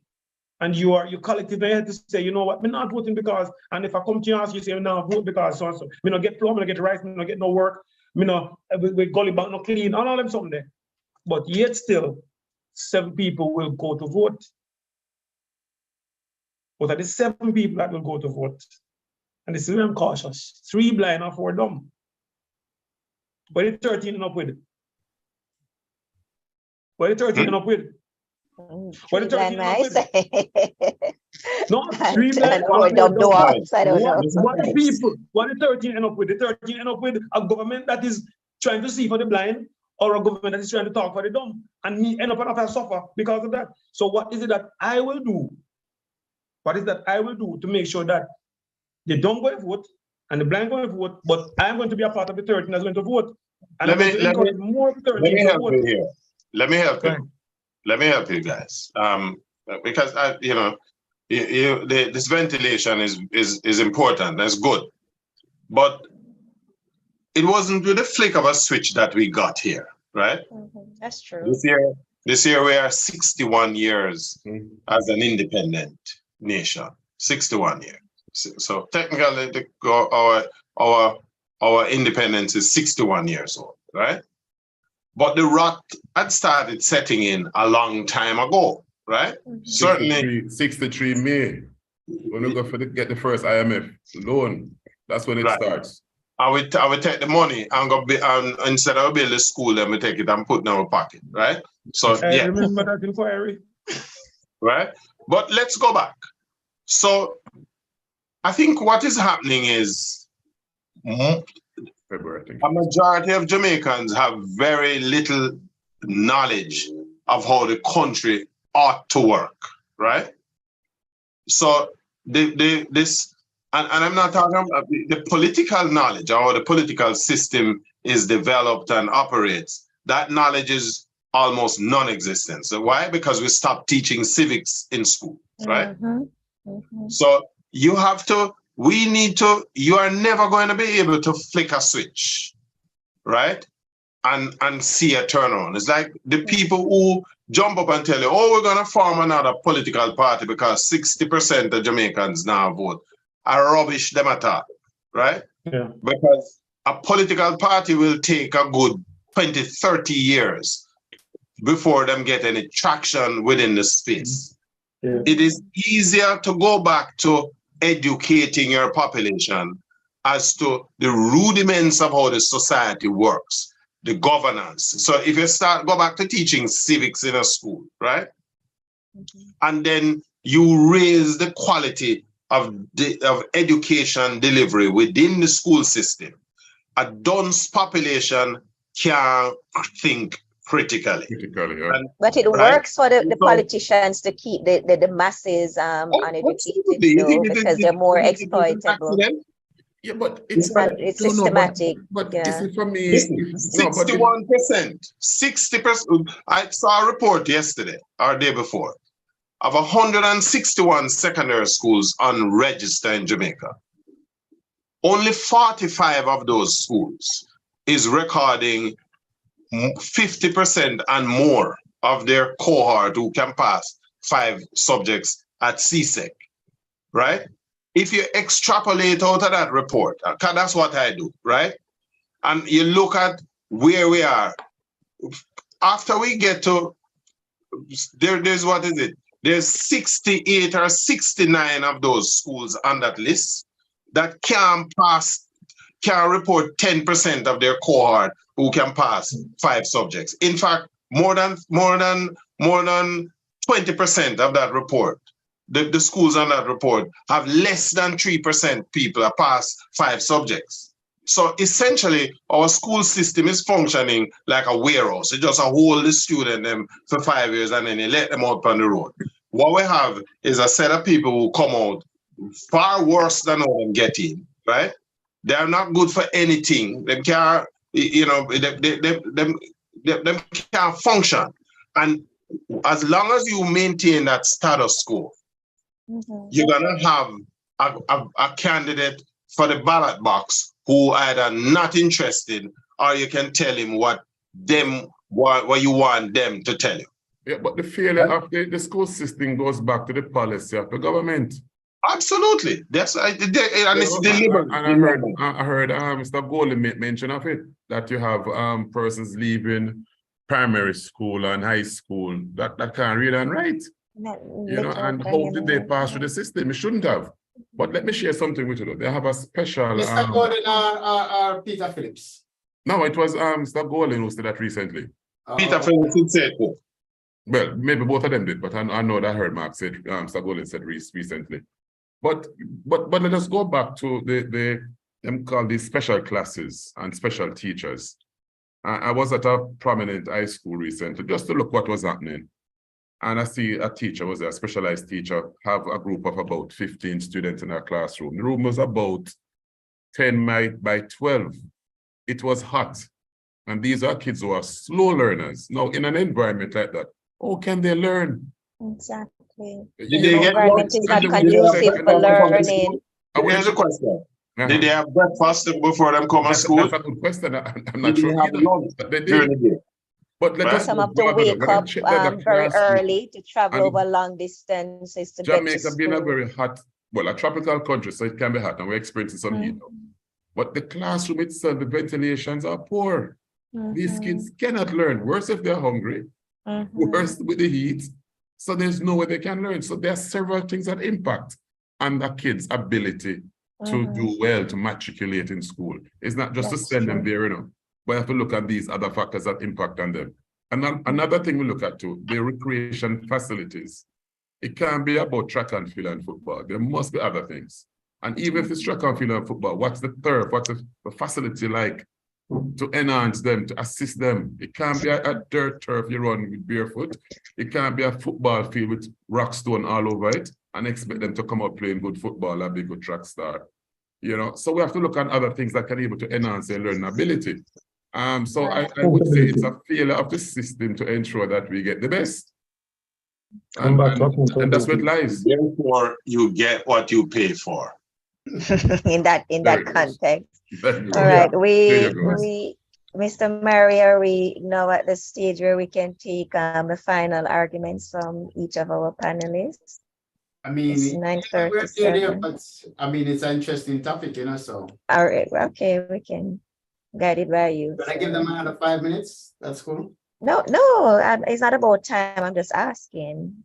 I want to hear from my young fellow. But the young leadership. counselor. I really would love to hear more from it because I love his ideas. I love his energy. Mr. French, Mr. French, Mr. French, the Mr. floor is yours. French, before you Yes, sir. respond to Mr. Blackford. Mr. Blackford, I noticed that you're wearing a hat similar to my shirt. Respect. Did you see me? Did you see me in it and then you go put your cap on or what? No, I always wear my cap. It's my trademark. It's my trademark. Mr. French. Mr. French, let me say this to you. Let me before you speak, because I'm thrilled that a man of your, your youth, is taking an interest in the process, and so it said to all man like me that all is not lost, right? In fact, I have to raise my hat. I spoke to Wavell Hines the other day. Wavell and I were. I met him through Campano. I'm still a young boy for me still. But a decision he made to not contest a runoff election, I thought was very, very inspired. Admirable, yeah. Is grounding and is up for the system.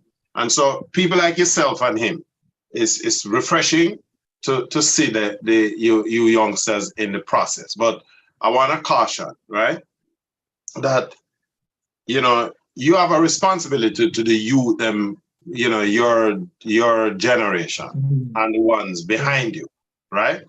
And so even though I'm taking this hard and fast position about remuneration, and I do that because I believe in it. I don't want to know, say you're down in Jamaica, come to Jamaica and down in the country there, and you have bossy backside with thing, and you're not being paid for it. And $5 million is not no whole heap of money neither. Just in case anybody want to try to tell you that, right? But it's a start. I think what you want to do is look at empowering these youngsters through education, and it don't necessarily have to be formal education, right? But you have to go into those communities now and talk them up, right? You are a good example of what the community they can produce. If I'm getting it right, you're an orphan child, right? And you have not allowed that to slow you down, to hold you back, right? That is a story that you need to sell to your constituents, right? And sell it within the political organization, because you are a living example, right, of the very thing that you believe in, right? And so I'm using the opportunity, to salute you on your choices. Me, would I do it? No, right? But I am inspired by the fact that you have committed to put all of this out there. And so it said to me that maybe not tomorrow, maybe not 5 years time, but certainly in a 10-year, 20-year span, if we can produce people of your kind of thinking, we can turn the thing around. Right? Salute. Yeah. If I may, and I thank you very much. Thank you very much, Mr. Blackford. It really means a lot as a man that has a lot of experience and has seen, so much things, and I really appreciate it. How I go through this, and let me share. I've been a part of politics since 2010. And I say, when I was made redundant, because I was a union delegate, I'm always up there, Lambert office, and I went to him and I said, I think I want to go into politics. And I was on the ground. I was on the ground from 2010 right up. And in the 2000, we did the work. It's gonna take a lot of time, but we did the work. Believe in enumeration. I love meeting people, talking to people, and I love the whole outreach thing. And so it was the same time that Keith Walford, based at DC1, Southwest St. Anne. And we knew how much he was going to win by, because as I tell you, I'm a numbers man. If I should show you around, it's numbers. And I don't believe in going around and talking and not understanding, or no, find out if people understand what we're saying. You talk about empowerment. We believe that knowledge is really, really poor and people are destroyed for the lack thereof. And so we went around and started cheering and people decided to. And 2012, yes, it was time for me to face the people and I was asked to stand down. Just like probably, in that instance, and I stood down. And somebody, Comrade H.P. Brown took the realms and I volunteered to be with him as a campaign manager, take him in all day. And in the first time in the history of Alexandria Division, we lost it by 42 votes. 42 votes. We're talking about coming from 1,100 to 500 to 300 to 42. Right. So I believe that, as you say, I have inspired a lot of people. So coming back to Jamaica after a few things, after I left in 2013, coming back to Jamaica, one of the things that I find out that will help the People's National Party, I must say first, is to get the people most closest around me to believe in what we are trying to achieve. That is not easy. That is not easy. That is the hard part. And Committee and Band will tell you that is the hard part. Because to get your family, I'm a political liaison officer, and to get your family to be putting this in the computer. You know this Committee and Band, right? To get the family to be doing that in the computer, you have to actually say, all right, I want them to go pay them more. But you sit down and you spend time and you say, listen, this is what we're trying to achieve, and this is what we're trying. And it's like, you think you spend time trying to ask somebody to vote? No, your family. And I believe that that was where I got that breakthrough. And I said to them, once you are cheering me on, and this is what I'm asking you now to do, is to hold me accountable. So all of the documents that I read, I give them. My wife is a divisional secretary, and she can tell you when I'm sending information, she get it wholly from me. Say, I'm gonna come back tonight and say, you did read that? You did read that? And it does not take away from our time that we're going to spend as wife, husband, as family. Sometimes we just turn on the sound box and we are sing karaoke and we are, so we find time to, and also I'm a musician at my church. To make the hard work fun. Right. So I can't say it is because, of the support itself, the political support from the division, because the division feels that, it's a labor division, but it's kind of those that are looking on to say, I could see if you go really do this, or it will happen. And so every time I'd go, I'd find new ideas, I'd find new ways. And one of the other reasons why I do this, my foster mother, God bless her soul, she said, and I don't know how I just remember it, we had a shop in Santa Hill. And Daddy, my foster father can't read none at all. He can't write none at all. I remember when he got a check from the PC bank, them said, make an X. And I said the X he couldn't make. But he would make sure that we go to school. He would make sure that everything happened. He does farming and I'm operating the shop. And most days I'd go to the field to help him dig yam hill. So we can dig yam, we can plant yam, we can all that. But one of the things that Mama said to me is that, and I will make it big on my final say in my Bible. He said, do all the good you can to all the people you can, because that is why you are alive today. And it does resonate with me. And I'm always finding ways. So let me, Mr. Myrie tell you, the first day we click, I will tell him every single thing that I am intending on doing. And once we put it out there, it means that I'm looking for help. And it means I'm looking for financial help. Sometimes I just want an encouraging word. Committee and Ball can tell us sometimes we want people to call and say to you, so we know say you're hungry yet. We know say, something's not right. That kind of encouragement. And sometimes we can't be looking for things that people are looking for to us for. So we just call and say, you all right? You everything good? You eat this morning?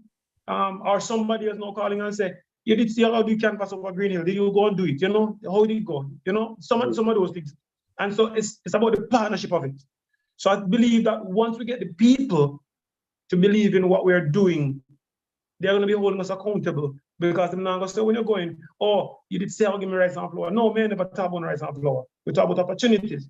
You talk about youths despite kind of part. Would you say is the distrust, though, Mr. French, why the people in general becomes so demanding of politicians because they just don't trust them. So they go and take whatever they can get and they go about it in a very demanding and aggressive way. Because when they are elected and most times whatever promises were made, they are not kept. So the people will always hijack them and take whatever they can get whenever they think they can get it. So that probably could I believe so. account for some of the I believe so. lack Yeah, I believe so. of human support and the buy-in that you would get Yeah. because the political process in general really has become such a distrustful process. You One could be right. of the things. Sorry. Yes, Miss, I'm just gonna finish on here, sir. and then Mr. Howard Barnes. Barnes. Okay. Yeah. The other day I was at the barber shop, and my good friend, I'm watching with people like myself, and we were talking about the constituency, and Comrade Barnes can attest to this. No member of parliament can come for 2 years and get a project for a certain amount of money. You're talking about in the millions, hundreds of millions, right? And that was one of the cases in Southwest St. Anne when Comrade Keith Walford lost. And the member of parliament now got the opportunity to do the roads. And we talk about it that no, it should have been something that was procured from a long time. And so he got to do it. But you can't tell nobody saying nothing to it. So sat in the barber shop and somebody said, Frenchie, I'm not here to say nothing. And I say, why do I need to change what you believe? I was just kind of playing around. He said, why do I need to change what you believe? And he said, no man, talk man, you're a politician. I said, here what happened? No. Beg you. And I assert myself. I said, beg you 5 minutes and don't interrupt me. And if you need to interrupt me, I will write down what you need to say, and I remember to answer you. I'm gonna say, in no political party or government rather, you come in 2 years and get a project of $400 million and get to execute it, right? So it means that whether it was Bruce Golden or PJ or Portia come in and so it now has been procured and we're ready to do it. No, let us come back to 2 years into government and then get to do the road. No, it has been how much years now since the last election? About 7. Almost 3 years. Since 2020, What did yeah, he 3 do? years. What did he, right? What did he do for his last 2 years before 2020? Because I was here from 2017, you know. What did he do for the last 2 years, guys? If you get a $400 million project in your first 2 years, you're supposed to get that $800 million the next time. Not true. And then after you go in your next 2 year, you're supposed to get like $1 billion. So I said, well, I said, there's nothing that we can show. There's nothing, absolutely nothing that the constituency can show that we have been doing. But guess what? Just like I said, Jamaicans have been cultured by this thing that, oh, I'm going to take what I can get. And then when me get it, whatever happened. And we sat in the barber shop and we said, Jesus Christ, and we never look on it that way there. We never look on it that way, that since for the past 6 years rather. So 2 years after them do the road, leading up to 2020, 2018, 2019, 2020, and then 2020, 2021, 2022, not at all. And then 2023, what are you going to campaign on? And everybody just start making up nice and say, Frenchie, we never know say certain thing about. And so we come back to political education. Thank you so much, Comrade Mr. Barnes. Barnes. Yes, I think Andrew made mention about the trust factor, which contributes to the voting apathy. And what I'm picking up is that when a citizen or a constituent comes to you and asks you for support, for example, they purchase 100 chickens and mongoose find its way into the cupboard and eat off all the chickens. And they come to you as their elected representative. And so, Mr. Barnes, a mongoose eat off all my 100 chickens, and I want them back now. Remember, no, as a council, don't get money to say, go to the farm store and buy back your 100 chicken. You know, have to wait until you find a generous someone or person to say, I will donate or I will grant. Now, when you can't respond, because your subvention don't cover those you don't stuff. get money for that. You don't get money. Even if it's a member of parliament getting the CDF, he or she still have to have some time in which that person can get back that 100 chicken and maybe not the full quantity. But that turns them off. And say, imagine me lose me 100 chicken and the man can't give me back my chicken and I'll vote again. And these are some real issues because the requests from the residents are not shelf items. We can just say, go and pick it up or go and get it there. Your life continues. Like the donkey that the lady requested? Well, the lady requested a donkey and I'm still watching to see if she will get it. It's not a shelf item. I haven't seen a donkey in a long time in Jamaica, do you know? No, When last I've seen a but why we donkey? laugh about that, do you know? But why we laugh about that, though? May I just segue a bit, though? The MP was trying to get a word in, but the lady didn't want to hear anything from him. I don't know if you notice it. Each time he Yes, tried to yes, address her, I guess it's just tired to hear the story about the she bad don't road want to and the hear false nothing. promises. Thank you. So I The was Prime Minister expecting to hear the Prime Minister say to the MP, get a costume for this road and we're sending to For the Yes. road, road fixed, contribution to the so that donkey. everybody can benefit. support. No, Exactly. some lady alone now will benefit by From using a donkey. donkey. And I said to myself, this doesn't make any sense. It That's shows too business. Ah, really great to Jamaica be is but interesting. let me touch back indeed. something here, though. Public education and sensitization. The Social Development Commission, one of its mandate was to get communities organized with what it's called the capacity to deal with issues. To date, I think that has fallen off. Quite a few communities or zones within. In Clarendon, I can speak about Clarendon, doesn't have an officer assigned. Now, when there's no officer assigned, it means that the communities are not organized to be able to invite the MPs or councillors to a meeting to hear from them firsthand. What are your plans for our communities? And not having that in place, what really happened now is that the MP or the council will talk to the strong arm man or him close associate in that community to say, I'm going to fix this road or part of the road or all of the road, whatever it is. It may not be the road, which is the main needs for the community. It could be a drain that needs to be rehabilitated because every time it rains, the community flood. But not having that kind of relationship where you interact with the community about the needs of a community. The MPs of the council sometimes provide what is not really the need, it's just a want. That's a shortcoming which I've identified within the system. So the agencies of government are not doing what is necessary. The other thing I'm looking at is that the municipal corporations has the ability to take care of its own financial needs and resources. In other words, spend the money that it earns from property tax, from trade license, from motor vehicle, and from other own source revenue, instead of to be dependent on the discretion of the Minister of Local Government to say, I will send $33 million to Clarendon this month, and next month him send $28 million. And But then, isn't the policy that all these funds go in one consolidated fund, Mr. Barneswell? It goes to the consolidated funds, which is so wrong because here is it that you will have 14 municipal corporations and you have Clarendon far exceed its expectation, its target figure, but yet it is not getting back the money to do what is needed for the people. So the people struggle to pay their property tax, but yet still have to be contended with the bad road, with the dark streets, with the flooded road. So these things— And those come from central government. It comes from central, but not only that, but it leaves to the minister's discretion. And that needs to change.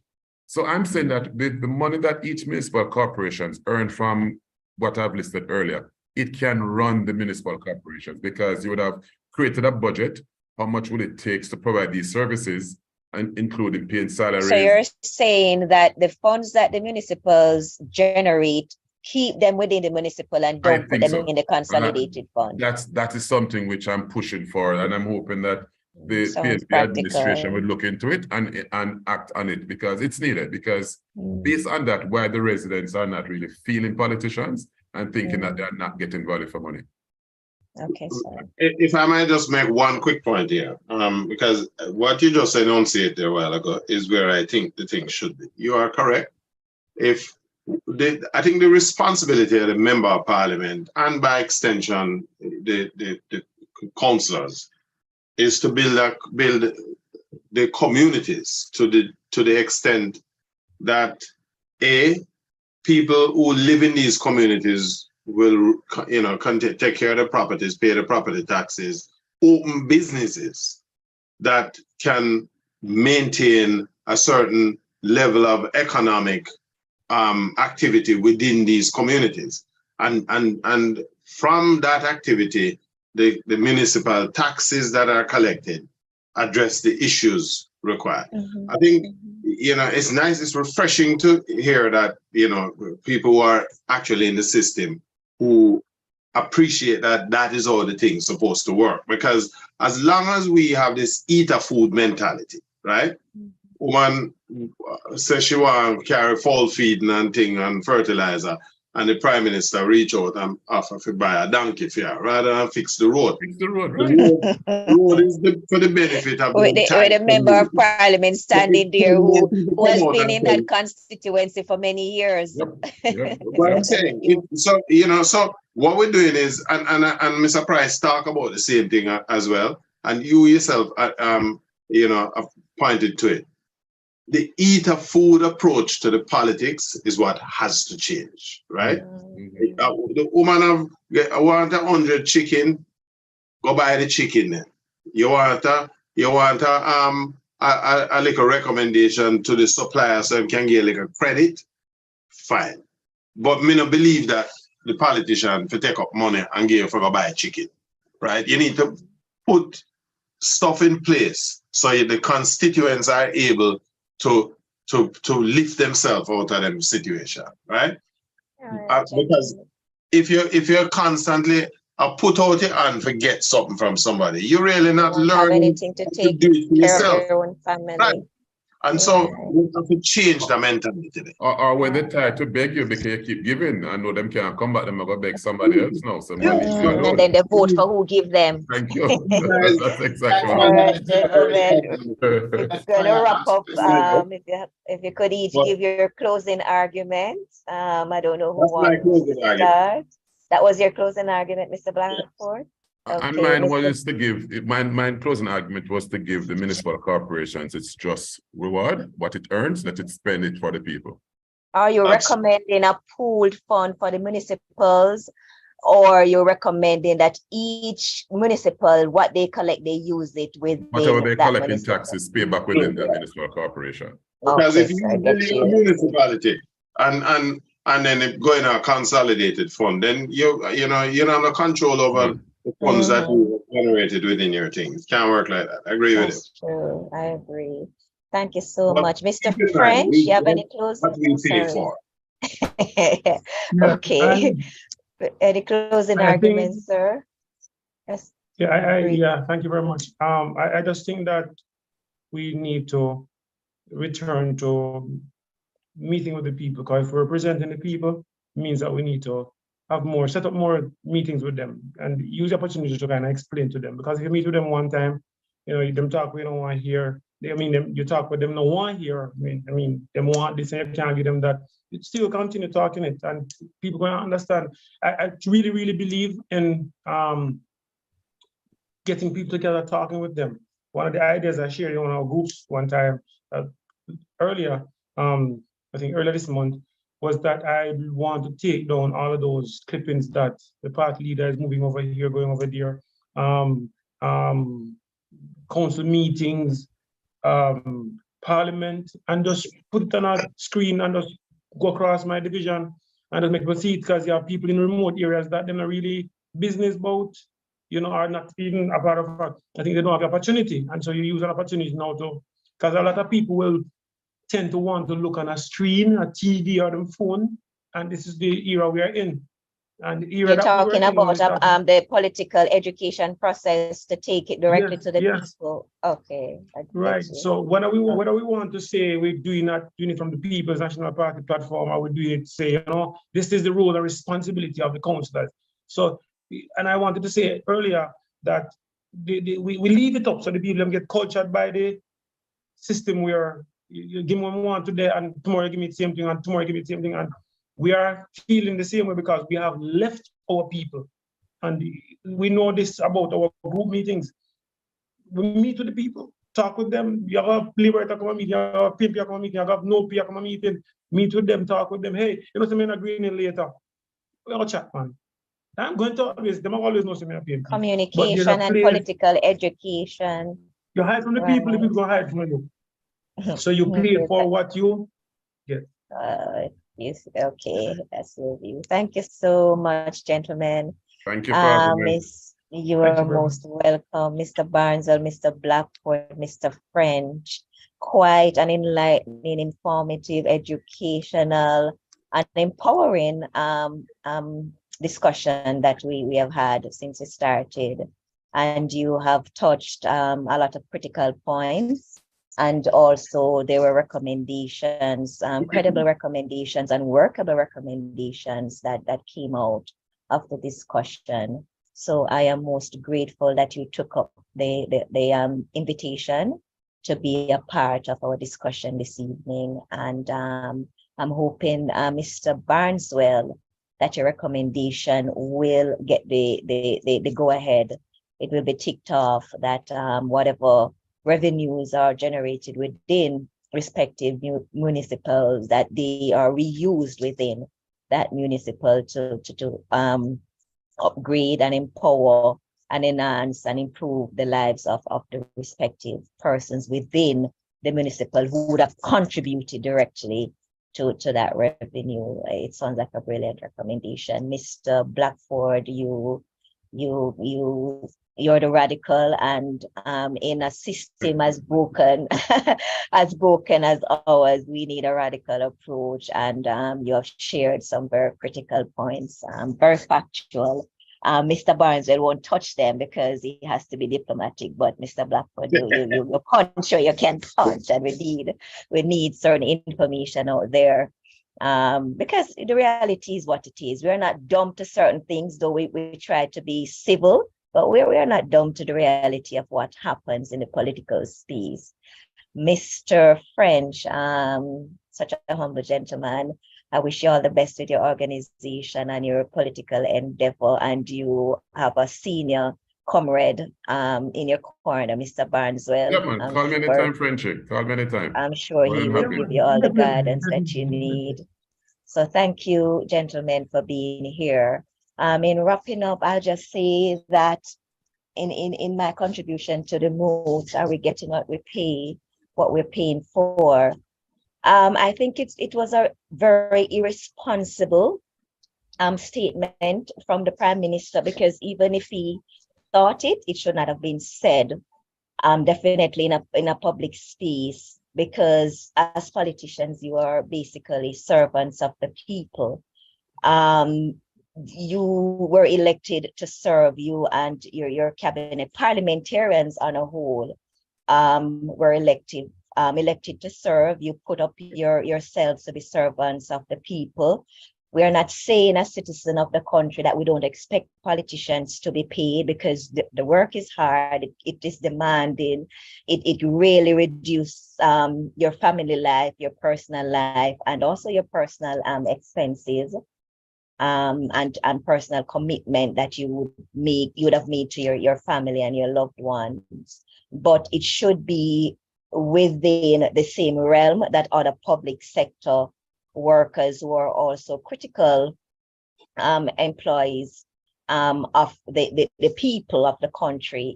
The salary should be, I think, somewhat aligned with what other public sector servants are getting. It should not be an excessive amount over that. And I guess because of the excessive nature of what was put forward, it was just really an outlier in comparison to what some other critical workers are getting, that the country became so alarmed and spoke out. If we follow the tone of the Prime Minister, what we would be creating is a trend of politicians seeing the political process as a means of overnight wealth. And that will only leave the country poorer, infrastructures dilapidated, deteriorated, people's lives not improve to live any kind of reasonable standard of living, and will be plagued with ongoing economic and social woes. So though I think that politicians should be paid because they are employees of the state, I think their salary increase should be within the same breadth that the other public sector workers who are equally critical to nation development are getting. As it relates to asking if there's a need for a set criteria for somebody to sign up for the job of being a politician outside of you know, wiping around and wiping babies' noses and you know, drinking at bars and hugging and kissing everybody. Should there be some other criteria other than just being likable or being a good campaign and, you know, the art of politics and you played well, so you get elected? Is that enough? We have seen a clip that Mr. Myrie shared where we have a councillor who is entitled to $5 million of taxpayer money, and he could not read a very, very bland speech to and it I don't know if I should say it's an irony that he's in an education setting, and it's disgraceful, but yet still he's entitled to $5 million plus any other related benefits that comes with his position as a councillor. Do we need to have set criteria for employability of politicians similar to other public sector servants? Can a nurse just pick up herself and say, boy, you know, everybody that has who come into the clinic or the hospital like me, so I'm going to be a nurse? Or do I have to come with prerequisite qualification and experience? Similar teachers, doctors within the public sector, other workers within the public sector agencies, none of them can just show up and say, boy, I got the job because people just like me, so pay me what I'm asking for because I think I deserve it. So there are some challenges to the whole political process, how persons get employed as politicians, and on what basis are we going to hold them accountable? What KPIs are there? What metrics are there to hold them accountable to the citizenry and the taxpayers who are paying them? Naturally, a politician is a legislator. Naturally, a politician is a lawmaker. Whether you serve in the parliament or you serve in the municipal, you're a lawmaker, you're a legislator. How can you legislate if you don't have the cognitive skills and the know-how to grasp even basic information, to process it rationally, to process it prudently, to make sound decisions?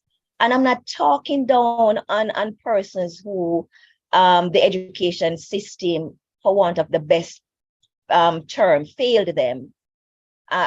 Because they also serve a process, but I'm talking about equity. I'm talking about justice. You're demanding of taxpayer to pay you a certain amount, in some cases above what other qualified persons have to